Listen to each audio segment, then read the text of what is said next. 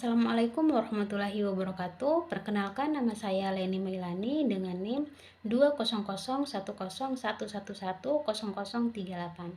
Di sini saya akan mempresentasikan analisis skripsi yang berjudul Model Pelaksanaan Takzir dalam Menumbuhkan Kedisiplinan Santri Putri di Pondok Pesantren Tarbiyatut Thalabah Lamongan. Dan skripsi ini dibuat oleh Aris Rohmatut Maula. Oke, baiklah. Yang pertama kita akan membahas tentang bab 1 pendahuluan. Bab ini merupakan bagian tentang pendahuluan. Pada bab pendahuluan ini membahas mengenai konteks penelitian, fokus penelitian, tujuan penelitian, manfaat penelitian, orisinilitas penelitian, definisi istilah, dan sistematika pembahasan. Nah, yang pertama ada konteks penelitian. Pada masa sekarang, banyak bermunculan berita mengenai kekerasan terhadap santri yang disebabkan hukuman di pondok pesantren. Padahal, lembaga pendidikan non-formal tertua di Indonesia ini, meskipun berfungsi sebagai tempat menimba ilmu agama Islam dan juga sebagai tempat penanaman kebiasaan santri agar selalu taat dan patuh dalam beribadah dan berhakul kalimah dalam berucap, bersikap, ataupun bertindak sebagai bentuk pelaksanaan pendidikan karakter yang terjadi di pondok pesantren. Nah, pada pelaksanaan prosesnya ini tentu diperlukan adanya tata tertib sebagai salah satu strategi untuk mencapai tujuan dari pondok pesantren dengan melalui keputusan secara matang dan dalam batas kewajaran agar terhindarnya dari hal-hal negatif yang tidak diinginkan. Nah, hukuman dapat diartikan sebagai salah satu alat yang digunakan dalam mendidik anak agar senantiasa melakukan hal-hal yang dianggap baik dan meninggalkan hal-hal yang dianggap kurang baik. Nah, pemberitahuan hukuman pada dasarnya merupakan memberikan penderitaan sebagai salah satu cara pendisiplinan seorang yang telah melakukan pelanggaran, kesalahan, atau kejahatan. Nah, dengan catatan dalam pemberian hukuman harus tetap dalam batasan normal. Terdapat istilah tersendiri mengenai sanksi atau hukuman dalam dunia pondok pesantren yang biasa dikenal dengan sebutan takzir. Nah, di sini istilah takzir sering kita dengar di dunia pesantren. Takzir di pesantren ini merupakan hukuman bagi santri yang melanggar tata tertib pesantren. Sebelum menetapkan takzir, hendaknya para pendisiplin dan membuat takzir mempertimbangkan secara matang apakah keduanya sesuai dengan porsinya, karena hal tersebut akan sangat mempengaruhi tujuan takzir yang sebenarnya. Selanjutnya mengenai fokus penelitian.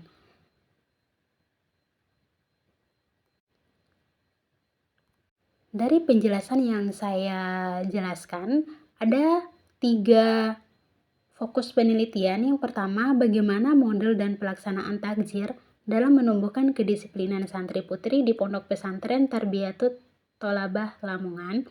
Yang kedua, apa saja faktor pendukung dan penghambat pelaksanaan takzir santri putri Pondok Pesantren Tarbiyatut Thalabah Lamongan. Dan yang ketiga, bagaimana dampak pelaksanaan takzir dalam menumbuhkan kedisiplinan santri putri di Pondok Pesantren Tarbiyatut Thalabah Lamongan. Selanjutnya ada tujuan penelitian. Tujuan penelitian ada 3 poin. Poin yang pertama, mendeskripsikan modal dan pelaksanaan takzir dalam menumbuhkan kedisiplinan santri putri di Pondok Pesantren Tarbiyatut Thalabah Lamongan. Yang kedua, mendeskripsikan faktor pendukung dan penghambat pelaksanaan takzir santri putri Pondok Pesantren Tarbiyatut Thalabah Lamongan. Dan yang ketiga, mendeskripsikan dampak dari pelaksanaan takzir dalam menumbuhkan kedisiplinan santri putri di Pondok Pesantren Tarbiyatut Thalabah Lamongan. Adapun manfaat penelitian, yang pertama secara teoritis, yang kedua secara praktis, dan yang ketiga sampai yang kedua. Secara teoritis dan secara praktis. Nah, secara teoritis, penelitian ini diharapkan dapat berguna dalam menambah wawasan dan pengetahuan di bidang pendidikan, khususnya pemahaman terkait takzir dalam menumbuhkan kedisiplinan santri. Sedangkan secara praktis, yang pertama bagi santri, yang kedua bagi pondok pesantren, yang ketiga bagi peneliti yang lain, dan yang keempat bagi peneliti. Selanjutnya, definisi istilah. Adanya definisi istilah ini memiliki tujuan supaya pembaca mudah memahami istilah-istilah yang ada dalam penelitian ini. Selain itu, supaya membahas yang ada dalam penelitian ini tidak meluas atau keluar dari pembahasan. Maka dari itu, di bawah ini merupakan definisi dan batasan istilah dalam penelitian. Yang pertama, model, yang kedua takzir, yang ketiga disiplin, yang keempat santri, dan yang kelima pondok pesantren. Nah, model ini merupakan representasi dari suatu sistem tertentu yang sesuai dengan tujuan yang diinginkan. Yang kedua ada takzir. Takzir merupakan hukuman yang dijatuhkan kepada pelanggar yang melanggar aturan yang sudah menjadi kebijakan agar pelanggar mempunyai efek jera agar tidak mengulangi pelanggarannya lagi. Yang ketiga, disiplin. Disiplin adalah suatu keadaan seseorang di mana ia taat dan tertib dalam menjalankan aturan-aturan yang telah ditetapkan dengan didorong oleh kesadaran dari hatinya guna mencapai tindakan yang lebih efektif. Selanjutnya, santri ialah istilah sebutan bagi peserta didik yang sedang melangsungkan pembelajaran berbagai ilmu, khususnya ilmu agama kepada kiai di pondok pesantren. Terus yang terakhir, pondok pesantren. Nah, pondok pesantren ini merupakan sebuah lembaga pendidikan non-formal yang lebih berfokuskan pada mempelajari, memahami, dan menghayati ilmu-ilmu agama Islam. Selanjutnya ada sistematika penulisan. Nah, dalam rangka memudahkan para pembaca memahami pokok-pokok pembahasan yang ada dalam skripsi ini, maka diperlukan sistematika penulisan sehingga pembahasan bisa runtut dan sistematis. Nah, di sini pada bab pertama berisi tentang pendahuluan. Pada bab pendahuluan ini membahas mengenai konteks penelitian, fokus penelitian, tujuan penelitian, manfaat penelitian, orisinalitas penelitian, definisi istilah, dan sistematika pembahasan. Bab 2 berisi tentang kajian pustaka. Pada bab kajian pustaka ini membahas mengenai teori dan mendasari penelitian lapangan.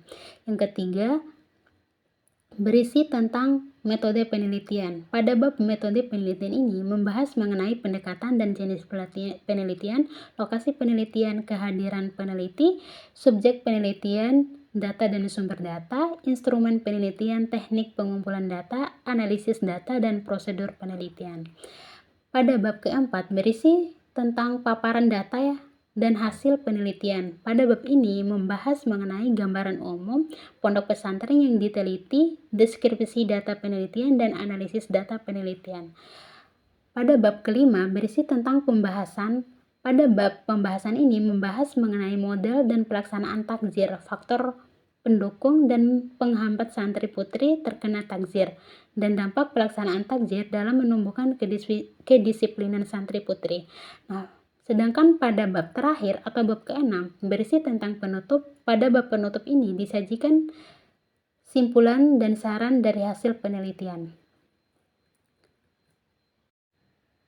Selanjutnya kita akan membahas bab 2, kajian pustaka. Nah, pada bab kedua berisi tentang kajian pustaka. Pada bab kajian pustaka ini membahas mengenai teori dan mendasari penelitian lapangan. Nah, yang pertama ada kajian teoritis. Yang pertama takzir. Nah, pengertian takzir dalam pandangan fuqaha adalah hukuman yang diberikan atas suatu kejahatan yang melanggar hak-hak Allah yang tidak termasuk dalam nas. Sedangkan takzir menurut pemahaman masyarakat Indonesia adalah suatu hukuman yang bersifat mendidik, di mana hukuman tersebut khusus dikeluarkan oleh negara bagi rakyatnya, oleh tua bagi anaknya, atau pendidik bagi murid atau peserta didiknya. Hukuman selain disebut takzir kadang juga disebut igob. Indonesia pada umumnya mengartikan igop dan takzir sama pada dasarnya igop. Dalam pandangan fuqaha memiliki pengertian balasan akibat melanggar perintah syara dalam kasus jinayat. Terdapat beberapa definisi hukuman dalam pendidikan. Yang pertama, menurut Amin Danien, hukuman yaitu sebuah tindakan yang secara dasar dan sengaja diberikan kepada anak dengan tujuan agar dia merasa nestapa akibat perbuatannya sehingga berjanji di hatinya agar tidak mengulangi perbuatannya lagi. Yang kedua, menurut Suwamo, hukuman yaitu memberikan nestapa terhadap anak yang menjadi asuhan kita dengan sengaja dengan tujuan agar anak disebut dapat menuju ke arah perbaikan. Nah, yang ketiga, menurut Abdullah Nasi Ulwam, hukuman adalah memberikan pelajaran secara tepat dan tegas kepada anak atau orang lain yang melakukan kesalahan agar dapat diperbaiki. Yang kedua tentang kedisiplinan.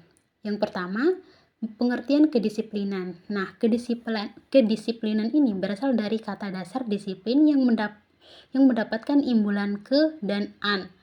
Disiplin dalam Kamus Besar Bahasa Indonesia memiliki arti ketaatan atau kepatuhan pada aturan atau sebagainya. Kata disiplin berasal dari bahasa Latin disiplina yang memiliki arti mengajar atau dalam artian positif dan membangun. Selanjutnya, dasar-dasar disiplin. Pembentukan kedisiplinan pada diri anak tidak bisa dengan mudah langsung muncul pada diri anak, namun membutuhkan waktu dalam prosesnya. Adapun tujuan disiplin, pada proses pendidikan di pondok pesantren, disiplin menjadi sarana paling efektif dan perlu ditegaskan oleh seluruh orang yang ada di pondok pesantren, mulai dari santri, guru, sampai kiai pondok pesantren itu sendiri. Adapun bentuk-bentuk disiplin, yang pertama disiplin dalam kehidupan pribadi, yang kedua disiplin dalam bermasyarakat, dan yang ketiga disiplin dalam kehidupan berbangsa dan bernegara.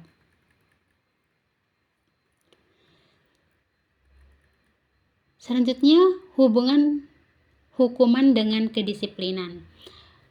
Hubungan hukuman dengan kedisiplinan ini memiliki keterkaitan dengan teori operan conditioning yang dikemukakan Skinner. Skinner mengemukakan bahwa pendapat dua prinsip dalam teori ini, yaitu bahwa tidak laku dan diberi perkuatan reinforcement akan cenderung diulang, sedangkan tingkah laku yang tidak diberi perkuatan atau dihukum akan cenderung dihentikan oleh organisme. Yang ketiga ada pondok pesantren. Nah, pengertian pondok pesantren. Kata pondok secara harfiah berasal dari bahasa Arab fundukun yang memiliki arti asrama atau hotel. Adapun kata pesantren berasal dari kata dasar santri yang mendapat imbuhan p dan an menjadi pesantrian, yang mirip dengan kata pesantren yang bermakna tempat tinggal santri. Nah, dari definisi pondok pesantren yang saya sebutkan dapat diambil pengertian bahwa pondok pesantren ialah sebuah lembaga pendidikan Islam di mana santri sebagai peserta didiknya tinggal di pondok yang dipimpin oleh seorang kiai dengan tujuan mempelajari, memahami, menghayati ajaran agama Islam untuk diamalkan dalam perilaku kehidupan sehari-hari.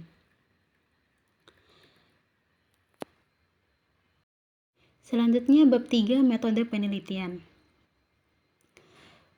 Pada bab ketiga berisi tentang metode penelitian. Pada bab metode penelitian ini membahas mengenai pendekatan dan jenis penelitian, lokasi penelitian, kehadiran peneliti, subjek peneliti, data dan sumber data, instrumen penelitian, teknik pengumpulan data, analisis data, dan prosedur penelitian. Nah, yang pertama, pendekatan dan jenis penelitian. Penelitian ini menggunakan pendekatan kualitatif, di mana peneliti berusaha mendapatkan informasi selengkap-lengkapnya mengenai model pelaksanaan takzir dalam menumbuhkan kedisiplinan santri putri di pondok pesantren Tarbiyatut Thalabah Lamongan. Pendekatan kualitatif ini bersifat deskriptif, sehingga data-data penelitian yang telah didapatkan akan dipaparkan dan disimpulkan dalam bentuk deskriptif sesuai dengan fenomena yang ada. Nah, selanjutnya lokasi penelitian. Lokasi dalam penelitian ini terletak di Pondok Pesantren Tarbiyatul Thalabah yang beralamat di Jalan KH Mustafa nomor 40 RT 1 RW 2 Desa Kranji, Kecamatan Paciran, Kabupaten Lamongan, Jawa Timur dengan kode pos 62264. Selanjutnya kehadiran peneliti. Kehadiran peneliti secara langsung di lokasi penelitian menjadi hal yang penting sekali dalam penelitian kualitatif, sebab peneliti sendirilah yang menjadi instrumen utama dalam mengumpulkan, mengelola, dan memverifikasi data penelitiannya. Selanjutnya, subjek penelitian. Subjek penelitian dalam penelitian kualitatif ini sama dengan mapel penelitian pada penelitian kualitatif yang disebut dengan narasumber, informan, atau partisipan. Penelitian ini digunakan teknik purposive sampling dalam teknik pengumpulan sampelnya. Yang kelima, data dan sumber data. Data dan sumber data penelitian terbagi menjadi dua macam, yaitu primer dan sekunder. Jika ada primer, ialah data dari sumber utama penelitian yang digali melalui proses observasi, wawancara, dan dokumentasi. Sedangkan data sekunder sendiri merupakan data tambahan yang berupa tulisan seperti jurnal, skripsi, tesis, atau catatan lain yang diterbitkan guna mendukung sebuah penelitian. Selanjutnya, teknik pengumpulan data. Nah, teknik pengumpulan data dilakukan untuk mendapatkan data-data penelitian di lapangan supaya hasil dari penelitian tersebut bisa bermanfaat dan juga bisa menjadi penemuan baru pada penelitian ini. Metode pengumpulan data yang digunakan peneliti yang pertama observasi, yang kedua wawancara, dan yang ketiga dokumentasi.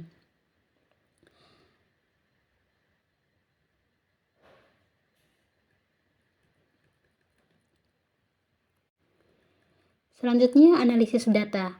Analisis data dalam penelitian dapat dipahami dengan proses pengelolaan data melalui dari mencari, menyusun dengan sistematis data yang didapatkan dengan cara mengorganisasikan data ke dalam kategori, menjabarkan ke dalam komponen-komponen, melakukan sintesa, menyusun pada pola, memilih mana hal yang penting dan akan dipelajari, dan memberikan kesimpulan sehingga dirinya atau orang lain dapat mudah memahami. Dan yang terakhir ada prosedur penelitian. Pada saat melakukan penelitian, hendaknya peneliti membuat prosedur atau rancangan tahapan penelitian agar penelitian bisa berjalan semaksimal mungkin.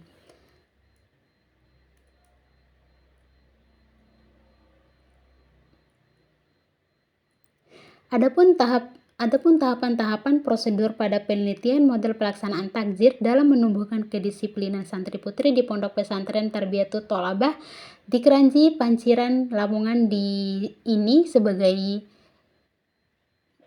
yang saya jelaskan. Yang pertama, mempelajari lebih mendalam mengenai referensi-referensi penelitian yang membahas takzir santri di pondok pesantren dan membentuk karakter disiplin sebagai gambaran saat terjun ke lapangan. Yang kedua, meminta izin kepada pengurus Pondok Pesantren Tarbiyatul Thalabah Kranji, Paciran, Lamongan untuk melakukan penelitian di pondok pesantren. Yang ketiga, melakukan observasi terkait kegiatan takzir dan wawancara kepada pengasuh, pembina bidang keamanan, dan penakziran, ketua pondok, koordinator bidang yang melakukan kegiatan penakziran, dan beberapa santri Pondok Pesantren Putri Tarbiyatul Thalabah Kranji, Paciran, Lamongan sebagai subjek penelitian.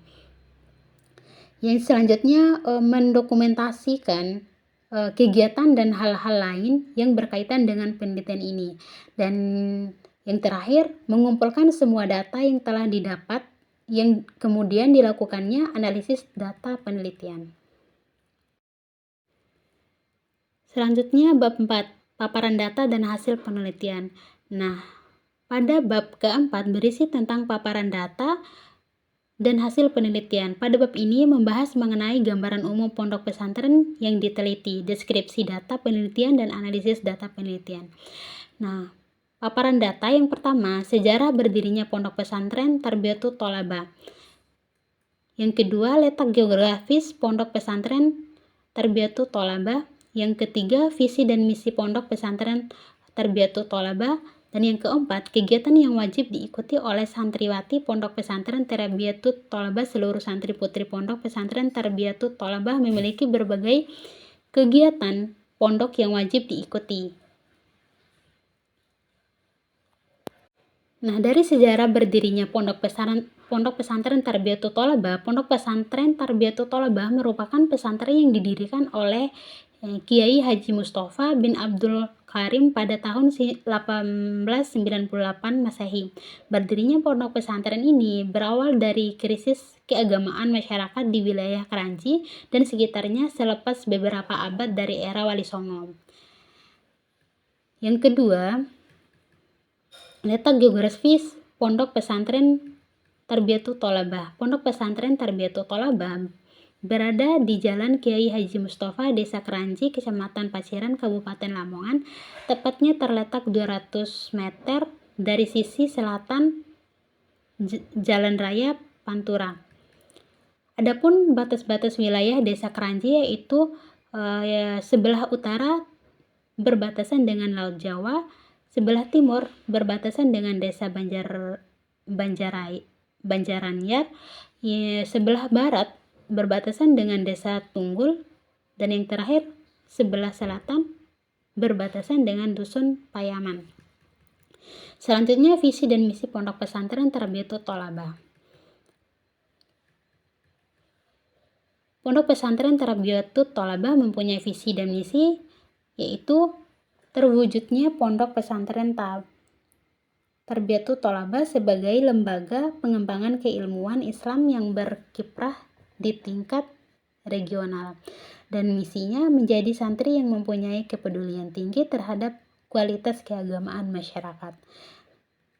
Nah, kegiatan yang wajib diikuti oleh santriwati pondok pesantren Tarbiyatut Thalabah, sholat berjamaah, mengaji Al-Quran, kajian kitab kuning, tartil, jamiah, dan ro'an. Nah, selanjutnya hasil penelitian. Yang pertama, model dan pelaksanaan takjir santri putri pondok pesantren dalam menumbuhkan Tarbiyatut Thalabah Lamongan.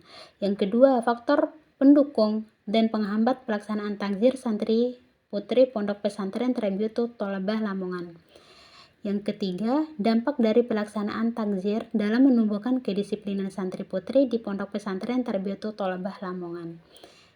Nah, adapun dampak positif dan dampak negatifnya. Dampak positif dari pelaksanaan takjir di pondok pesantren Tarbiyatut Thalabah ini terlihat dari sikap disiplin dan istiqomah santri dalam menjalankan kegiatan pondok. Sikap ini terjadi sebagai bentuk rasa tanggung jawab santri terhadap dirinya agar senantiasa terarah dalam bersikap sebagaimana layaknya santri. Nah, dampak negatifnya, meskipun pelaksanaan takjir dapat menjadikan santri lebih disiplin dalam menjalankan kegiatan di pondok pesantren, namun tidak menutup kemungkinan bahwa pelaksanaan takjir juga dapat menimbulkan dampak buruk bagi sebagian santri yang menerima takjir di pondok pesantren.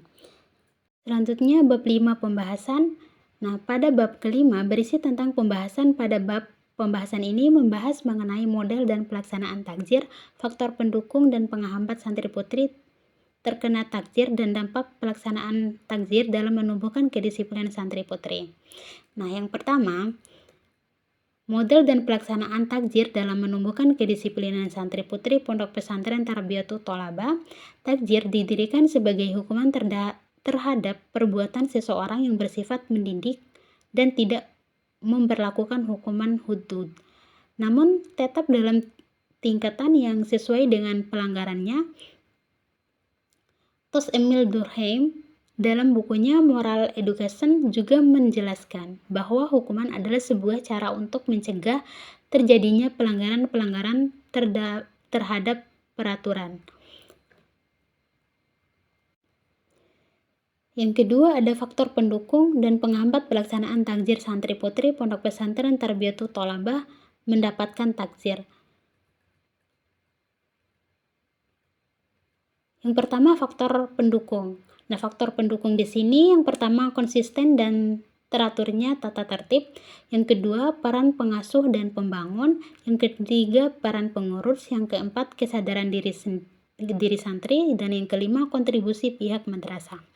Nah, sedangkan faktor penghambatnya kurangnya kesadaran santri, yang kedua kelalaian pengurus pondok, yang ketiga tata tertib tertulis yang kurang lengkap. Selanjutnya, dampak pelaksanaan takjir dalam menumbuhkan kedisiplinan santri putri di Pondok Pesantren Tarbiyatul Thalabah. Dampak-dampak pelaksanaan takjir, yang pertama ada dampak positif dan dampak negatif. Nah, dampak positif yang pertama, membuat perbaikan terhadap kesalahan murid. Yang kedua, murid tidak akan mengulangi kesalahannya. Yang ketiga, siswa akan lebih menghargai dirinya sendiri karena sudah merasakan akibat dari perbuatannya.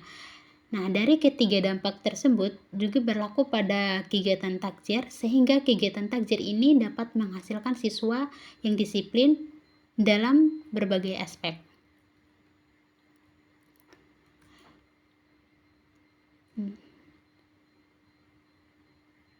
Menghasilkan siswa yang disiplin dalam berbagai aspek di sini, contohnya aspek menaati peraturan, aspek belajar, aspek beribadah, aspek penampilan, aspek mengatur waktu. Nah, sedangkan dampak negatifnya,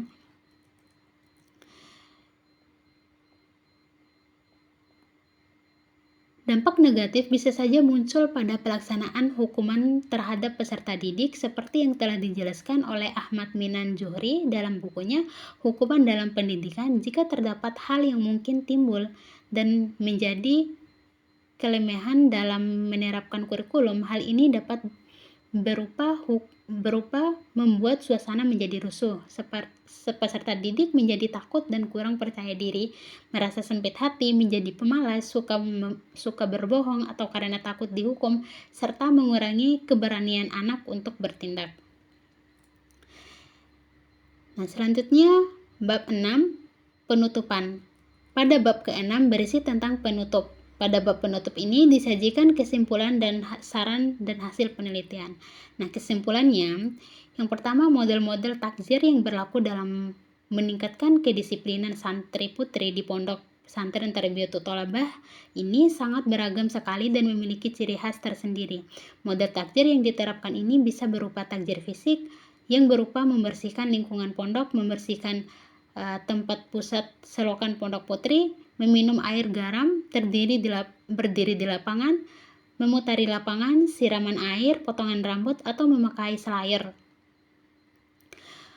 Model takjir non-fisik terdiri menjadi beberapa jenis. Yang pertama, takjir teguran, takjir pendidikan atau nasihat melalui ziarah, membaca Al-Quran, berdoa di barisan depan, dan menguyohkan kreasi penampilan. Yang ketiga, takjir administratif, membuat surat pernyataan, memanggil wali murid, dan dikeluarkan dengan tidak hormat. Yang keempat, takjir materi atau denda berupa uang atau semen. Yang kelima, takjir sita barang atau membaca buku, makanan, telepon seluler, ataupun laptop. Dan yang terakhir, hukuman penjara, surat, atau foto.